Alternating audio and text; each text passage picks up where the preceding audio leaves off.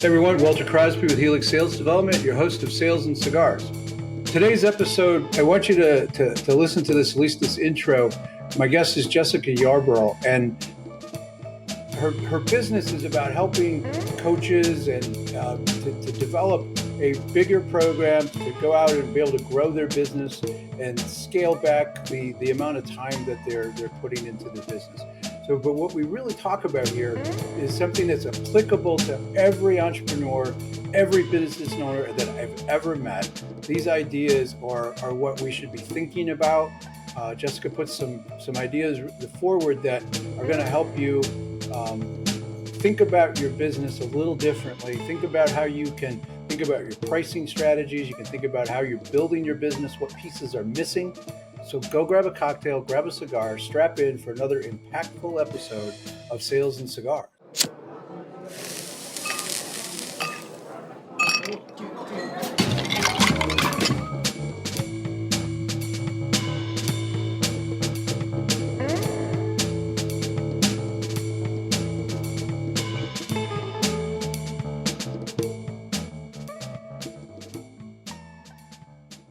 So Jessica, I appreciate you taking some time out of your busy schedule to jump on the podcast. I've been looking forward to it. Thanks for having me. So I kind of like to just jump right in with some, just to kind of get a perspective by asking some weird questions. So like that's where we'll go. So if you think about like, what's the book or the idea that you give people on a regular basis, most consistently? I've got a book that I give people a lot. It happens to be my book, but is there one that stands out as you use as a gift most often? I love that book, Atomic Habits by James Clear. That's really talking about the power of your habits and the compound of consistent habits. As entrepreneurs, a lot of them have shiny object syndrome. A lot of them are solopreneurs, or even if you're, working in a job, it's hard to be consistent with your habits, and great habits is what can take you to your goals. So I'm a big fan of that book. And it's almost like discipline. Yes. Is what gives us freedom and stops us from that shiny object syndrome. And Absolutely. he does a great job with that book. It's one of those books you can go back to and revisit every 12 months and pull something new out of it that you missed the first time, because it's pretty dense. Got a lot of ideas in there. Yeah. And again, it comes back to like that word discipline that you said. If we want to achieve any results in our life, there has to be discipline. If you want to, achieve a certain weight, you have to have discipline around your eating habits and your exercise. Same thing with the business. If you want to be successful, if you want to close sales, what are the things that you're doing on a daily basis that are going to support the outcome that you desire? And those ideas, those habits, tie to your health, tie to your relationships, tie to your, especially in sales. I'm constantly like, what are you doing every day, every week, every month on a consistent basis, regardless of what else is going on, that keep you moving forward. And once we lose sight of that, so that's a great book. So tell me a story about something in your professional career where there was a failure that kind of like elevated you to success. I mean, gosh, I feel like there were so many failures along the way in this rocky road of entrepreneurship. I think, actually, this is a good one for me. When I first started growing my business, one of the mistakes I made was, I started making money and I got really excited and I'm like, let's grow fast, And so I started to outsource a lot of things in my business, too many things. And ended up costing me a lot of money without a lot of return. And so, I'm glad that I went through that, because it helped me help other entrepreneurs as they go through that journey. It's like, when you start making sales, and you get that injection of cash flow, the natural tendency is to want more. And of course, more sales is great, but you also need to make sure that you have the infrastructure to support it, both from a client delivery standpoint and your systems and starting to build out your team. And so there tends to be this this draw again to like pour all this money out to get more sales, and more sales are great, but you have to make sure you have to infrastructure. So that was really impactful for me because it allowed me to slow down to then speed up. Mm. And where I actually watched some of my colleagues who grew and got so caught up in growing that they hit 1 million and their business imploded, right? Because they weren't set up. Versus I had that happen when I was in the low six figures. It allowed me to pull back and say, whoa, I'll hit that 7-figure goal, but let me actually work on what are our internal systems and make sure that we have the infrastructure in place to not only support the addition of new clients, but that we can deliver to them at a high level. And it was a game changer. It's a really great point that you make. Is if you're lucky enough to learn that early, right? Then you have the chance to to correct it. And I had a similar experience where, as I was growing, I had that urge, like exactly what you described, to keep going. And as sort of the one man band, right? You got a little assistant over here, and you got a little support over here, but you have to deliver, and that is what's really important, is to move the needle for your clients. And it was a simple thing for me, was having some standard operating procedures, right? I knew what to do, but when I got busy, if you skip that one step by accident, right? You Right. weren't trying to cheat, you just forgot. It could have detrimental effects that had a rolled up. So, and figuring that out early is like you said, is an amazing failure point, but it really turns into a huge success. And Absolutely. I think that there's a quote from, drawing a blank on the guy that said this, but experience is the name I give to my mistakes. And I Hmm. think that when you're dealing with your clients, I'm dealing with mine. All of those things that occurred to us, that we had to experience the hard way, really help us help other people. Oh, Is yes. that something Absolutely. that Yes. lands? Especially when I get someone in the program who is charismatic and who already has that kind of edge around confidence in terms of their ability to be influential, whether that is on video or whether it's in the context of a sales conversation. Those people tend to get results really fast. And so it's just a reminder, like, this is what I'm like, celebrate the heck out of them and say, let's make sure we're set you up for success, so this isn't a one-hit wonder year, and that you're not only able to repeat but exceed these results in the following year. And so just reminding them that entrepreneurship is a marathon, it's not a sprint. It's wonderful and it's exciting to hit those short-term like objectives, and then let's also look at what's your overall strategy and what it really takes to run a multi seven-figure business and build that. It's really great advice, because the if you don't have the structure in place to repeat and deliver the results, you can always tweak it, and you can Right. always go back and refine it. But if you don't have the basics in place, and sometimes you don't realize you don't have them there until you get 6 or 7 opportunities that all want to be done at the same time, and it forces us, at least in sales, for me, I become more discerning about, Yes. is this person really going to do the things that they say they're going to do? Because they have to change, right? I bet you experience a lot of that, where somebody's like, yeah, I can do that, and then push comes to shove, they don't have the commitment and the desire to go do the thing that they need to do. Yes, I've gotten really good about screening those people out over the years. There are plenty of people who want the end result. Like, everybody wants time freedom, everybody wants more money, but not everybody is willing to do the work. And I have a pretty thorough application process. We reject on average about 50% of applications that come through to begin with. But I'm really listening closely to what they're saying and their background, what they've been able to achieve. I'm trying to uncover, like, what is their commitment level? What are their work habits? Because especially when I have clients who come in that are, stuck at 500,000 or high six figures, and they're already working themselves so much. And it's like, we have to get back their time and restructure their business so that they have time to work on the business rather than in the business in order to drive growth. And so it's important that there's an alignment of not only values, but commitment on both sides. Yeah, they have to make the commitment to do the work, but it's also a mindset thing, right? Where Oh, they got to be willing to go backwards almost to go back and look at what needs to change so they can take that next leap. we absolutely start with their foundation.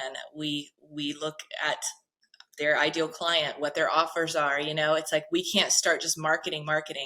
If you want to change your business and you want to scale it, we got to look at how you're designing your offers and how you're delivering them. And most of the time people come to us and they're undercharging and they're way too caught up in the actual delivery.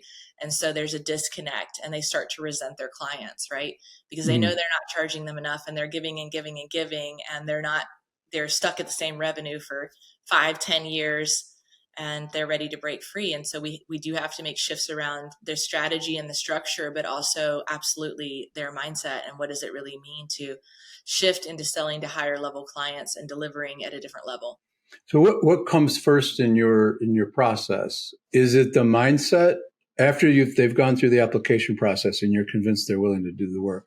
Is it a mindset shift, or is it to go do the thing that they need to do, whatever that is? It's a combination. So a lot of my clients are former executives, right? Like director, VP. I have a lot of C-suite that come to me and they want to build a coaching or consulting business. I also have a lot of entrepreneurs who maybe were successful in other fields, whatever it may be. And so there is some measure of, I wouldn't say it could be some measure of imposter syndrome, but there's number one, there's a lack of awareness of what the market is willing to pay. And then there is some fear or trepidation of, hey, can I really do this? Can I 2x to 10x my prices and go after a higher caliber market without like losing my business? So we do work through that.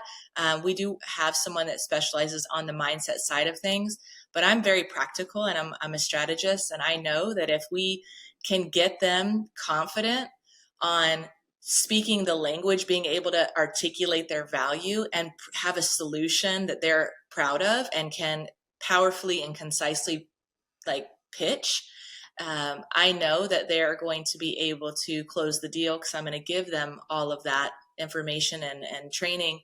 And then they've proved to their subconscious mind, like, hey, I can do this. Right. If their reference point is all I can sell is a $50,000 program or a $20,000, and I help them put together $150,000, they go sell to an organization.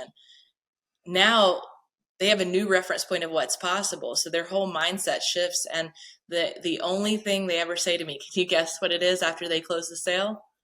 I didn't think I could do it, or you were right. I wish I would have done this sooner.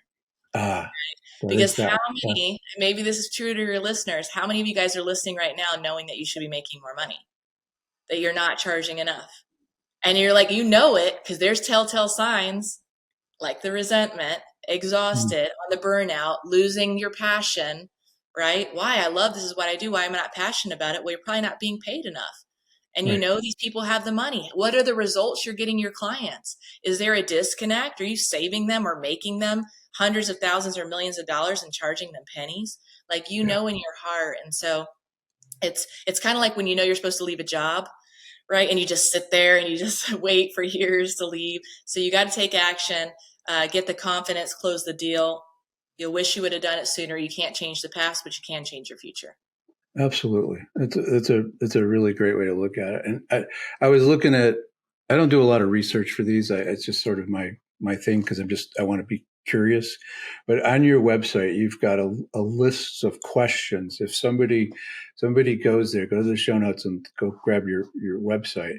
And it's like, do any of these things sound familiar? Do any of these things like you? If you go through that list as an entrepreneur, or some executive, you're going to be like, yeah, damn, right? It's just that's sort of that cadence where you get to it, and then the ones at the bottom here. I mean, you obviously wrote this with intent, but it really crescendos, and it's everything you just said is true. We know that resentment becomes something that we don't really recognize. We know it's there, but we don't understand the why. And there's often a belief just by raising your prices, whatever it is, if you're selling a widget Right. or a service, just by doing that, you're not going to lose as many people as you think you're going to lose if you're really delivering value. So Absolutely. that's got to be part of it, right? And when you're looking at, so I know I disqualify people who just want to play at the bottom, Hmm. right? They want to, I want to win business on price. I think that's the most important thing in my market. We're commoditized, and if that's where they really are, and that's what they think, that there's no way to get them to that realization that they could 2 times, 10 times their pricing structure, because they probably don't have the value that they're delivering their customers, and they certainly can't articulate it. Hey, thanks for being part of the Sales and Cigar community. I wanted to share that I wrote a book, The 7 Critical Mistakes CEOs Make with Their Sales Organization. The CEOs who've read it tell me I cut to the chase quickly, get to the point, explain exactly what they're experiencing, why they're experiencing it, and how to fix it. So if you want a free copy, go check out the link in the show notes. Now let's get back to the interview. You have to deliver value. And I always tell people it's not about slapping a big price tag on it, and sometimes we pivot the market. Like if you're marketing to people that can't afford to pay you more, then market to people who can, right? And same thing with businesses. And you absolutely have to you have to be able to deliver the value. High ticket comes with a big promise, right? So the bigger the ticket, Mhm. the bigger the promise. And that's why it's so important when you do get that deal that you do everything in your power to ensure they get results, because then you can turn those results into case studies and create more demand for your services. But if you sell a couple big deals and you're not delivering, your bad reputation is going to go around too. So it's And really important. that travels pretty fast if you don't deliver on the promise that you're making, really And fast. And that's why I focus my business on working with those that have experience. Like the average age of my client is like late 40s to early 60s, right? Mhm. Because I'm helping people that already have experience. I'm not working with a Starbucks barista who's like, I want to build a 6-figure, business, because that's really hard for me to make them an expert, right? I need someone who's like, hey, I've been doing this for 10, 20, 30 years. I'm ready to go sell this for a really high price tag. I know I can deliver the value because I have the real experience to do it. That's the people we can really help succeed at a high level. And what you just articulated, you described your ideal client profile. You're clear. If you're out there as an entrepreneur and you can't articulate that and be able to discern who's not, who is, then you're going to struggle because you're marketing to everybody. Right. And I've heard this from so many different people said differently, but it all comes down to, if you can niche it to a really small group, like Seth Godin's like the smallest possible group of people that have the resources and need your value, Yes. the sky's the limit, right? Because then you get to decide where you go and how you deliver afterwards. But if you can find that smaller group, you're going to be fine. It's just some people find it scary to niche down. Well, everything's going to be scary at first.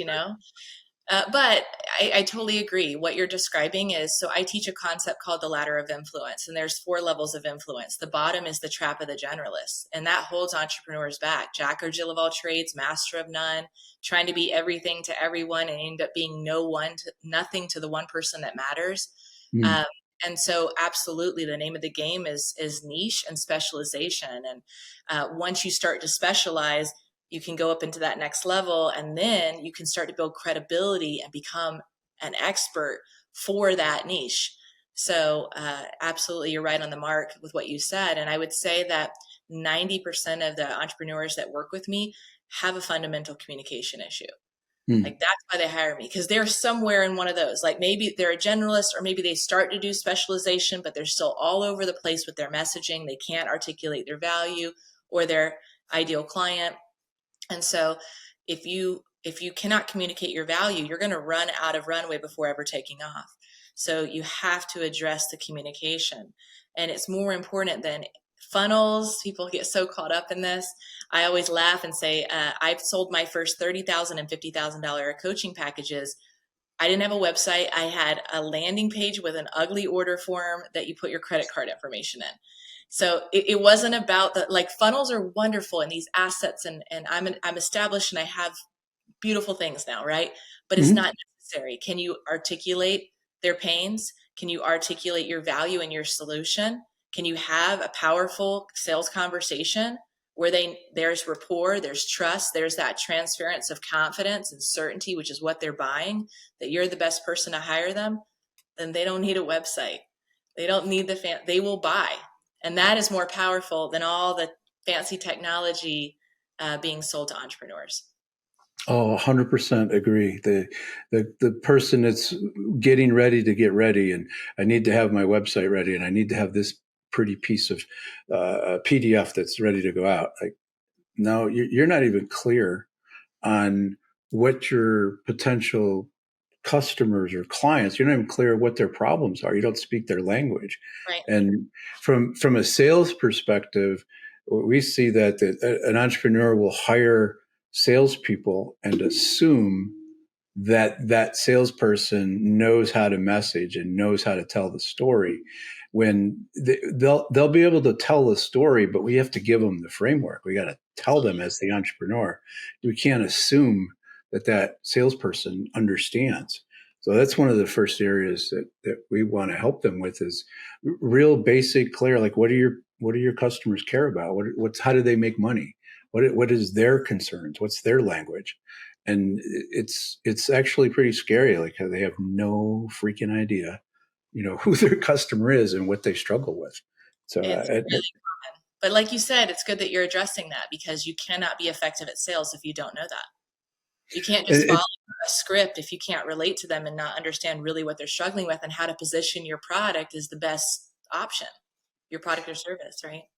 right, and the website's not going to do that, right? No. I mean, it might. Yeah, okay. You ultimately you need a website, right? Because somebody wants to go click on something, but it's not going to be what moves the needle for you. It's just a Right. pretty little thing that supports what you've already said, or what you're saying in your other marketing messaging. So um, that's some really great advice. So the other thing I wanted to ask is, in your space, right? There's a bunch of different gurus, just like in my world, and there's like in my world there's like three or four folks that I listen to, I pay attention to, right? They're thinkers. They're not scaring people. And then there's all these other people that are just trying to help, I think, but it's just awful advice. Yeah. And I'm assuming that exists in your world. So what bad recommendations are you hearing that people should, if they hear it, they should run? Right? We don't need names, but like Yeah, what kind no, I of would name names. You know, gosh, I feel like everyone is right now, what I'm actually seeing in the coaching world is people panicking and slashing prices and making really desperate moves. And it's interesting to me because if you're selling to a high end market, you're fine right now. You know, you're always fine. you're always fine. But what I see a lot is a lot of people wheeling and dealing, and all it does is diminish your positioning and make you look desperate. So if that's who you are and that's how you sell all the time, and you are the discount Just person, that's fine. But if you're trying to be an expert who's like been commanding a lot of money and now you're wheeling and dealing, it doesn't look good. The other thing is people are constantly jumping on the bandwagon of the next thing. Like everybody's got an AI course out right now, right? I'm going to fill your leads with AI. I'm going to help you write this thing with AI. I'm going to, whatever it may be. A couple of months ago, it was something different. And so it's constantly almost like confusing your audience and feeling Mhm. like it takes away from the core of what you do. It's taking advantage of that I'm missing out and there's this new thing, but it's taking out of the core of what you do. And so I see a lot of that happening right now in the industry as well. So my advice is there's always going to be these distractions. And if you want to be known as an expert and you want to get any traction for being known as the very person who solves these kind of problems for your perfect client, then you have to stay the course. I had someone hire me, pay me nearly six figures this year, and said to me, I've been following you for 2 years and I'm hiring you because you're consistent. She's Hmm. like, all the other coaches I see are constantly doing different things, selling different things, even selling to different markets, right? Like, and she's like, you are who you are. You never deviate. It's like steady. And that's not the first time I've got that. So you have to know that there are natural ebbs and flows to business. You're not always going to be like blasting it with sales, right? Just like there's seasons, there's Hmm. summer, it slows down, or holidays and that sort of thing that happen. And stay the course and say, anytime you're thinking of offering something new, like, does this support my positioning or does it weaken it? Is this, destroying my credibility? Another Hmm. thing I see is people getting too vulnerable and people teaching that. It's fine to be a little vulnerable about a story like I just told you and tie Hmm. it to the lesson. But if you're just spilling your guts out about everything that's wrong in your life, and I've seen people do this with mental breakdowns and talking about addiction, and there's no happy ending, and it doesn't tie back to how you can help them. No one wants to hire you; they want to fix you. So Right. you Right. got to be I, careful with a lot of things out there. I see a lot of that. Like I don't.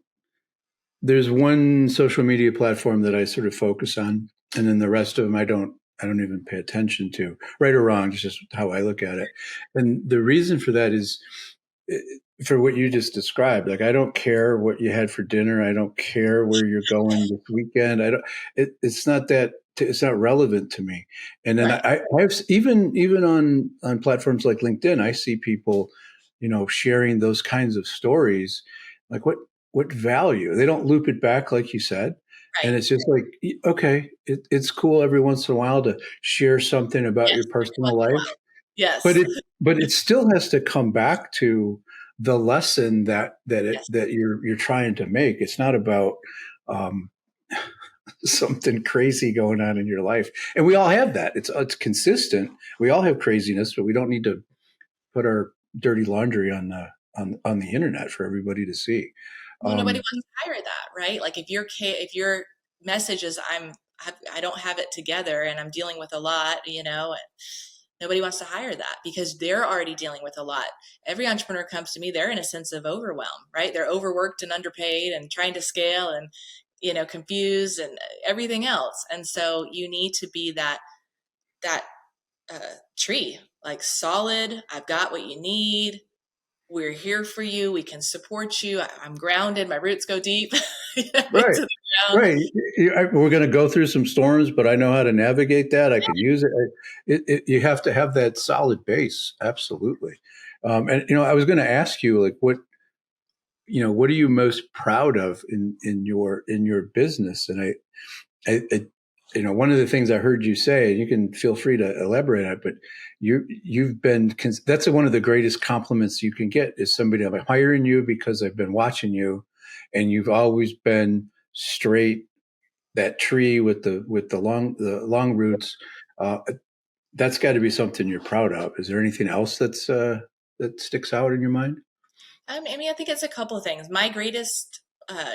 The greatest joy I get is really helping people step into their potential.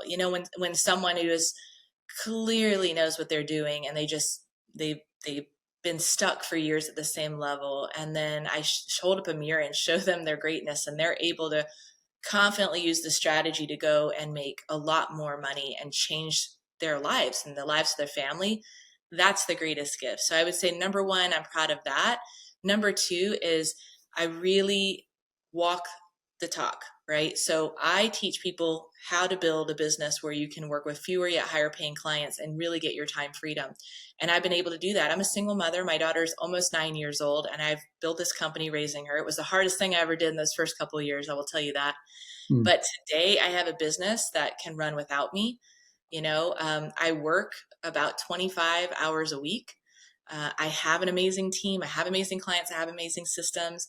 I just spent 3 weeks doing a national park tour in California. I have a a trailer that I pull, and that was amazing. And we spent a week in the Virgin Islands. And so it's this lifestyle freedom piece that I'm not just building and grinding and working 80 hours a week and telling you you can have all this, but saying, look, you actually can have it. I'm living it. I'm not True. here to build an 8-figure business. No interest in that. I want a life. But you Right. can have a thriving 7-figure business and have time freedom if you design it the right way and put the right systems and support in place. You're your own case study, Jessica. I mean, it's I really, am. I don't talk about it too much, but that is a personal post that I am going to do on LinkedIn, because it's true. And it's amazing to have created that. And it doesn't come overnight. That's the thing. It right. took me years to be able to build out that infrastructure and to have team that I could trust, and to have everything in order. And that's why I said it's a marathon, not a sprint. You're not going to start a business and be sipping margaritas on the beach, in Mexico on your computer. Like, that's wonderful. There's people that sell that. You got to roll up your sleeves. But if you have that 3 to 5 year plan, like, you can get there. Yeah. It is a marathon. And I remember this incident where I was at a guy's house, and we were watching a prize fight with Mayweather. And so everybody, like, he won the fight in like 4 rounds, and like, $100 million, and he did it in like 12 minutes. And I'm like, what are you talking about? He's been in the ring, he's been in the gym, he's been running for 30 years. This is something that he's been working on forever. And I think people lose sight of that overnight sensation. It took them years to get there. Yes.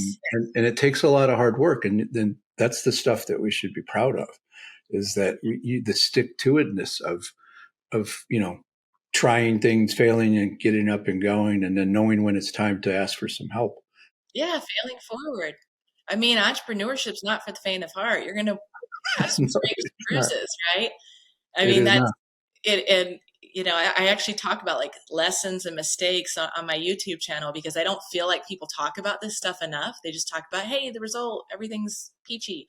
It's like, no, you're going to have all kinds of things that you could never imagine possible, um, as part of those CEO growing pains. But it's about that grit, that resilience, that determination. And honestly, there's so much inner work, like just letting go and realizing, like, in the grand scheme of things, doesn't really matter, Right. right? It, All it, this it's that causes so much frustration, it really doesn't matter. You're going to be fine. exactly the I've been studying the Stoics, and that's one of the main themes is, control what you can control, and that ain't much, right? And what people are complaining about, you can't control that. Let that go and just focus on the things that we can do, and go get the help when you need the help. That's right. I think that's where the focus should be.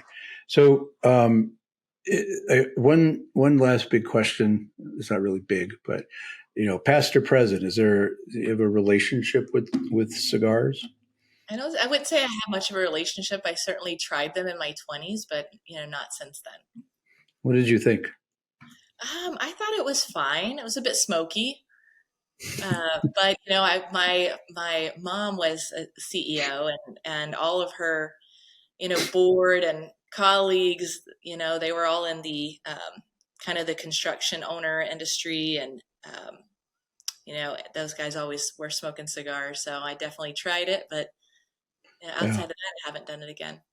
Years ago, my wife, somehow she had enough cocktails and she tried one, and she still complains that she can taste it after 15 years. Yeah, It's not one of that's her things. I didn't have a really adverse reaction. It just wasn't really Wasn't my your thing. thing. Yeah, Yeah. absolutely.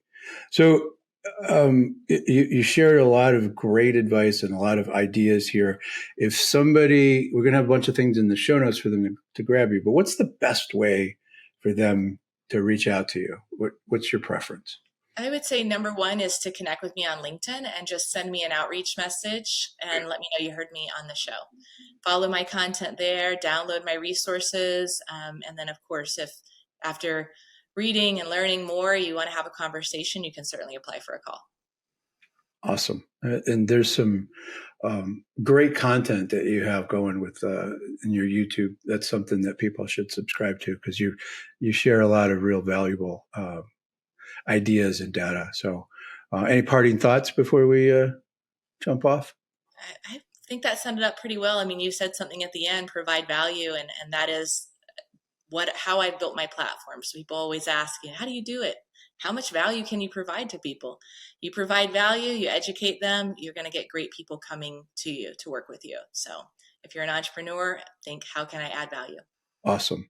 Thank you very much. I appreciate it. This was it was fun and impactful. So this is Thanks. appreciate it. I love sharing secrets when I figure them out. That's why I created this program called Sales Hiring Secrets. Early in my sales management career, I was terrible at hiring salespeople. They failed more often than not. Then I discovered the secret that you can't hire salespeople the same way you hire everyone else. That's why everyone fails. In Sales Hiring Secrets, I'm going to teach you all of the secrets to understanding what you really need your salesperson to do, how to attract an ideal candidate with a unique job posting. I'll teach you how to save time and money by only interviewing candidates that are a good fit. I'll share the secrets to an interviewing process that ensures success. And the one big secret that everybody gets wrong is how to onboard a good salesperson so they ramp up quickly and stick around. I'm doing the Sales Hiring Secrets program on a monthly basis. You can click the link below to figure out when the next Sales Hiring Secrets program is scheduled, and you can sign up. Click the link below, and you get all the details. And it's designed for you to bring your entire team so you can get everybody up to speed quickly. Thanks. Look forward to seeing you on the other side.